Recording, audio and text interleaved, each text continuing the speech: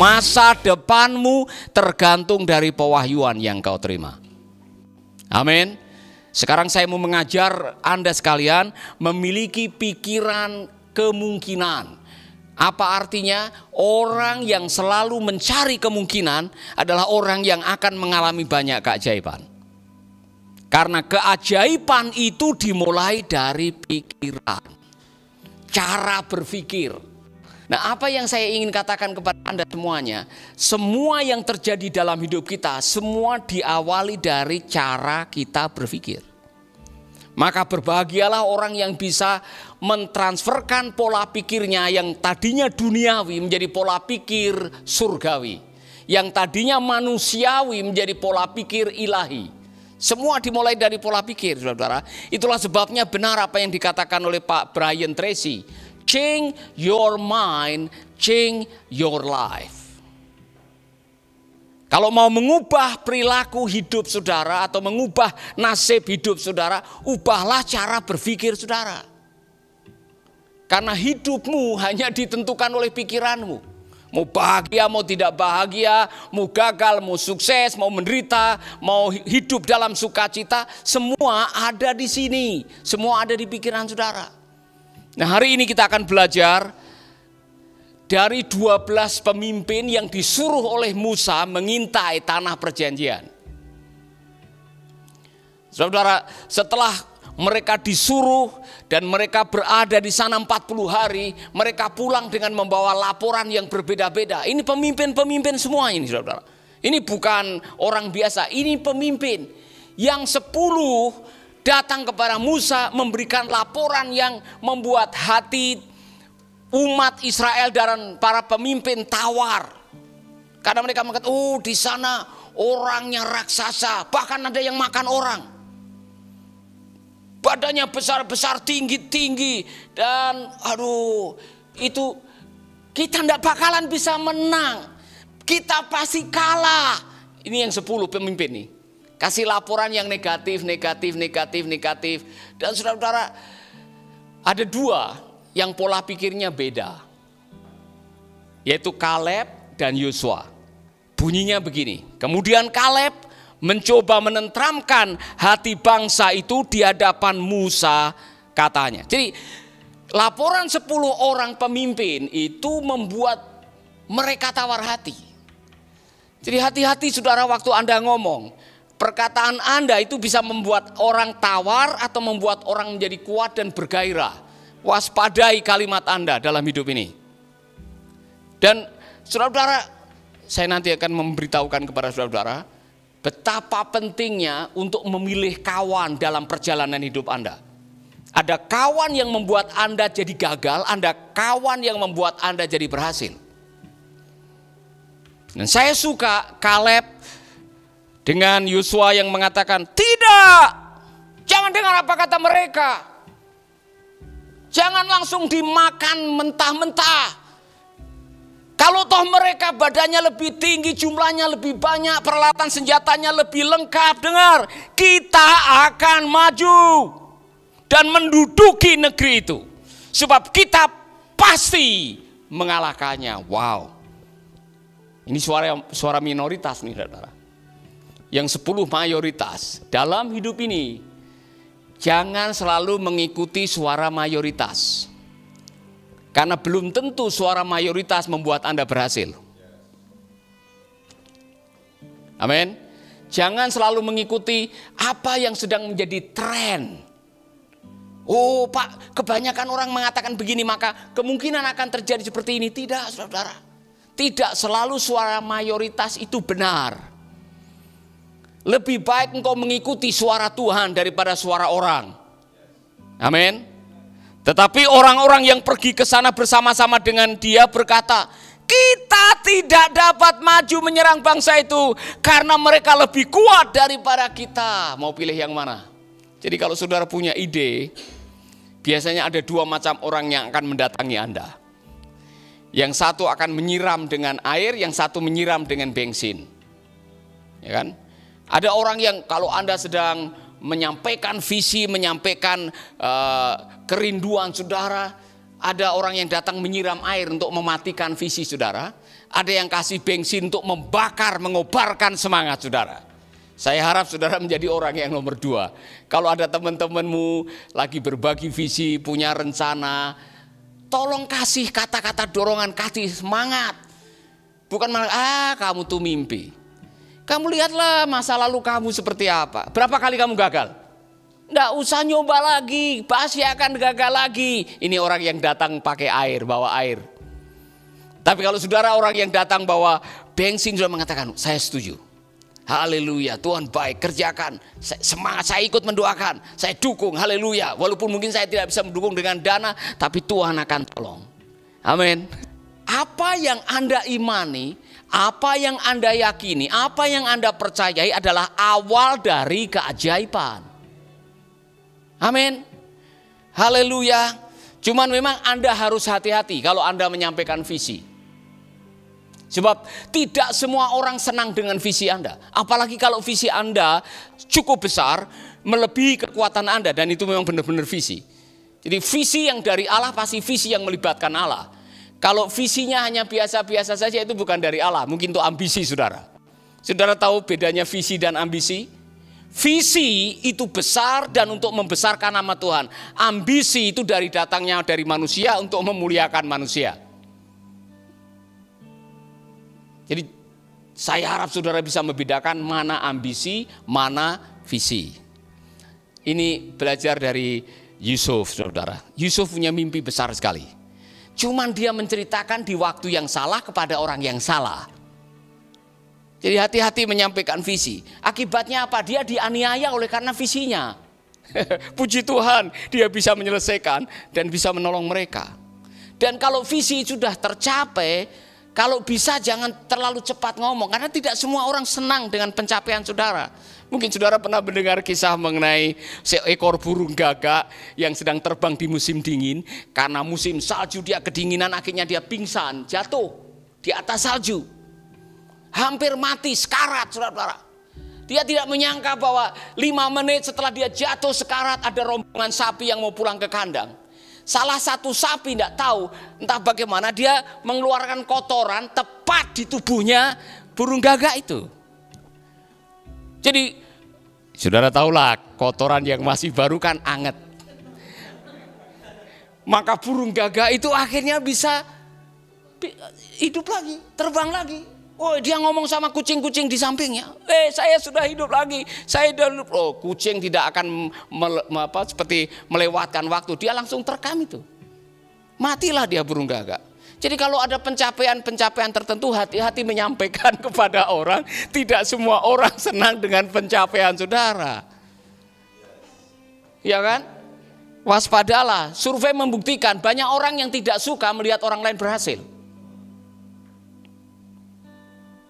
Amin. Oke, kembali kepada pola pikir. Jadi Yesus pernah mengucapkan kalimat ini, saudara. Markus 10 ayat 27. Dengar baik-baik. Saya mau melatih Anda untuk berani bermimpi besar. Yesus memandang mereka dan berkata, bagi manusia hal itu tidak mungkin. Tetapi bukan demikian bagi Allah. Sebab segala sesuatu adalah mungkin bagi Allah. Ini Yesus yang mengatakan setelah dia menceritakan mengenai orang kaya itu susah masuk lubang jarum. Karena apa? Mengandalkan kekayaannya. Tetapi Yesus mengatakan, tetapi bagi Allah tidak ada yang mustahil. Orang siapapun bisa diselamatkan, siapapun bisa ditolong. Nah, untuk itu saudara, saya mau mengajak saudara, tolong rubahlah pola pikir Anda yang kemarin selalu mengatakan, oh tidak mungkin. Tidak ada yang tidak mungkin ketika kita berpikir sebab bagi Allah tidak ada yang mustahil. Amin. Saya selalu mengatakan ini, kalau Anda tidak mengalami keajaiban, kalau hidup Anda begitu-begitu saja dan tidak menerima banyak mujizat, jangan salahkan iblis. Iblis sudah dikalahkan oleh Tuhan Yesus, saudara. Jangan setiap kali saudara gagal, setiap kali saudara tidak berhasil, setiap kali saudara tidak mencapai pencapaian, selalu mengatakan, ini kelihatannya saya kena santet nih. Kelihatannya ini kuasa kegelapan, ini kelihatannya kutuk dari orang tua. Saudara-saudara, iblis sudah tidak berdaya. Satu-satunya penghalang untuk Allah tidak bisa melakukan keajaiban adalah otak kita atau cara berpikir kita. Apa untungnya Anda memiliki pola pikir kemungkinan? Kalau Anda hidup dengan pola pikir kemungkinan, yang pertama yang akan saudara miliki adalah, dengar baik-baik, cara berpikir tentang kemungkinan membuka kemungkinan bagi Anda. Jadi orang yang selalu mengatakan, oh ada kemungkinan, yang lain bilang tidak mungkin, ada kemungkinan. Ini jalan buntu, tidak, ada pintu yang lain. Anda tidak akan berhenti sampai di situ, karena orang yang berpikir mengenai kemungkinan pasti akan mendapatkan kemungkinan. Amin. Haleluya. Saya masih ingat, saudara-saudara, di pengungsian kami harus merenungkan nanti bagaimana ini, ya kan? Sekolah Alkitab ditutup, tapi sekolah Alkitab ditutup karena kerusuhan bukan berarti akhir dari segala pelayanan kita. Maka saya harus mencari kemungkinan. Ini cara Tuhan bekerja. Sebelum Ambon rusuh, bulan Juni saya berada di Hillsong Conference. Kami tinggal di sebuah hotel dan Pak Michael Murphy yang waktu itu baru saja menjadi gembala sidang, dia adalah youth pastor di Hillsong waktu itu. Kemudian Pak Rod Plummer yang sekarang ada di Jepang, itu kami rapat. Dia mengajukan pertanyaan ini, seandainya terjadi apa-apa dengan Ambon, kamu mau kemana, Paulus? Dan Pak Rod Plummer yang mengatakan, sebaiknya kamu ke Bali. Karena di Bali itu menjadi hub, menjadi tempat di mana kita bisa kemana-mana dengan mudah. Ke dalam negeri, kemanapun, maupun ke luar negeri. Itu bulan Juni, saudara-saudara. Bulan Desember akhir, kerusuhan terjadi. Jadi pada waktu kerusuhan terjadi dan kami tinggal di pengungsian, Pak Rod Plummer yang mengatakan, Paulus, saya baru mengirim uang $2.000, kamu dengan keluargamu datang ke Bali, saya akan bertemu dengan kamu di Bali. Dia terbang dari Australia, datang ke Bali, menjemput kami di airport, taruh kami di hotel village, apa namanya itu? Di Sanur itu, 2 minggu. Jadi apa yang terjadi hari ini adalah hasil dari kemungkinan yang pernah kami pikirkan dulu. Jadi tidak ada yang kebetulan, saudara-saudara. Maka perluaslah cakrawala pemikiran Anda untuk selalu memikirkan alternatif dalam kehidupan. Waktu kita menghadapi kesulitan, waktu kita menghadapi jalan buntu, waktu kita menghadapi himpitan, selalu ada, dengar, jalan keluar. Itu janji Tuhan. Pencobaan yang kamu alami, pencobaan yang biasa. Tidak pernah melebihi kekuatan kamu dan Ia akan memberikan jalan keluar. Selalu ada jalan keluar, selalu ada kemungkinan. Keuntungan yang kedua, saya senang dengan ini, saudara. Orang yang berpikir kemungkinan itu ternyata bisa menarik sesama pemikir. Artinya begini, cara berpikir tentang kemungkinan menarik pemikir yang berpikir dengan cara yang sama seperti Anda. Orang-orang yang selalu punya gaya pikir alternatif atau berpikir sebab bagi Allah tidak ada yang mustahil, senang bergaul dengan orang itu. Orang yang punya pola pikir yang selalu ada kemungkinan akan menarik orang yang punya pola pikir yang sama.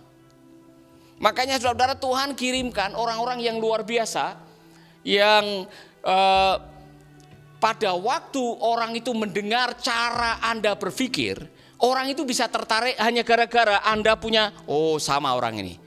Tidak menyerah dengan kesulitan, tidak menyerah dengan keadaan, tapi selalu optimis dengan masa depan. Bahkan dalam kesulitan, Anda bisa-bisa dipilih oleh orang, dijadikan teman oleh orang-orang yang punya pola pikir yang sama, itu maksudnya. Amin. Jadi itulah sebabnya saya tidak suka dengan orang yang baru dikasih tugas, belum melangkah, belum apa-apa, baru dipanggil di kantor, saya mau kamu melakukan ini. Ini prospeknya begini. Belum apa-apa seperti, nanti kalau saya di sana ada tantangan bagaimana, Pak? Kalau seandainya saya dianiaya bagaimana, Pak? Belum apa-apa. Kalau saya sudah melihat seperti itu, stop, saya ganti. Orang suka dengan orang yang punya pola pikir yang sama. Amin. Yang ketiga, Cara berpikir tentang kemungkinan menarik kesempatan datang kepada Anda. Orang-orang yang punya pola pikir yang besar, pola pikir yang luas, pola pikir kemungkinan akan memiliki kemungkinan demi kemungkinan demi kemungkinan dalam hidup Anda. Maka latihlah dirimu untuk berpikir kemungkinan. Sebab bagi Allah tidak ada yang mustahil.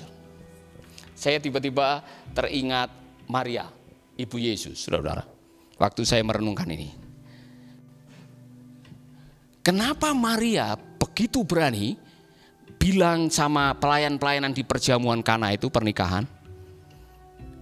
Dia langsung memanggil para pelayan-pelayan, taat saja, ikuti saja apa yang Yesus katakan. Dia bilang sama Yesus, mereka kekurangan air anggur, tolong bantu mereka. Yesus bilang, waktuku belum tiba. Tapi dia tahu siapa anaknya. Dia tahu apa yang pernah terjadi. Dia tahu pengalaman pada waktu dia mendengar kalimat dari malaikat. Maria, kamu akan mengandung dan kamu akan melahirkan seorang anak laki-laki. Reaksinya adalah, bagaimana mungkin? Tapi tidak lama setelah itu, malaikat menutup dengan kalimat, Maria dengar, sebab bagi Allah tidak ada yang mustahil. Dan dia membuat sebuah kalimat transisi yang bagus sekali. Jadilah seperti apa yang kau kehendaki. Aku ini adalah hambamu. Apa yang dilakukan Maria? Cara pikirnya dirubah. Dari cara pikir manusiawi menjadi cara pikir ilahi. Jadilah. Oh saudara-saudara, apa yang terjadi ketika kita semua mentransisikan pola pikir, bukan lagi pola pikir manusia yang berdosa, yang sifatnya fana, tapi pola pikir Allah.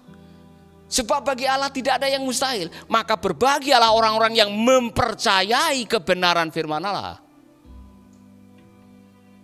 Amin. Cara berpikir tentang kemungkinan memberikan Anda energi. Saya tidak segan-segan memberitahu.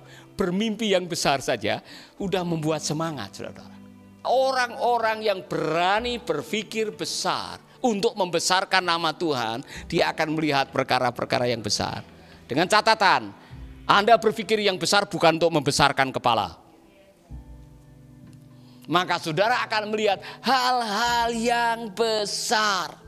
Haleluya. Saya punya banyak pengalaman. Kalau saya merenungkan kembali peristiwa-peristiwa itu, saya kagum sendiri bagaimana Allah bekerja dalam hidup saya, saudara-saudara.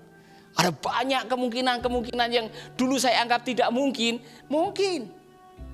Bagaimana saya bisa menjadi pembicara dengan sama dalam sebuah event dengan seorang yang sangat terkenal namanya Chuck Swindoll.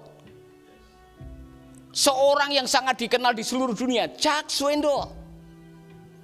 Saudara-saudara, Chuck Swindoll datang, saya masuk di VIP. Biasanya kalau di sebuah meeting besar di Amerika itu ada kamar khusus atau ruang khusus untuk pembicara-pembicara, dan ada apa seperti semacam bodyguard gitu ya, saudara. Diantar masuk di sana, dan di samping saya duduk.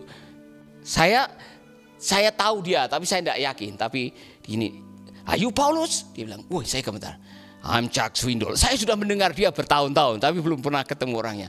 Dan satu kalimat yang membuat saya bergetar waktu Chuck Swindoll, I'm looking to hear from you Paulus. Wih, saudara, saya ngomong di 4.000 orang itu langsung kering tenggorokan saya. Benar. Karena di depan saya ada Chuck Swindoll.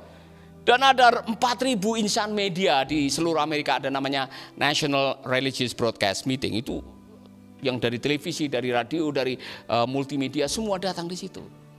Saya tidak pernah membayangkan itu. Tetapi bagi Allah tidak ada yang mustahil. Berani berpikir yang besar? Amin.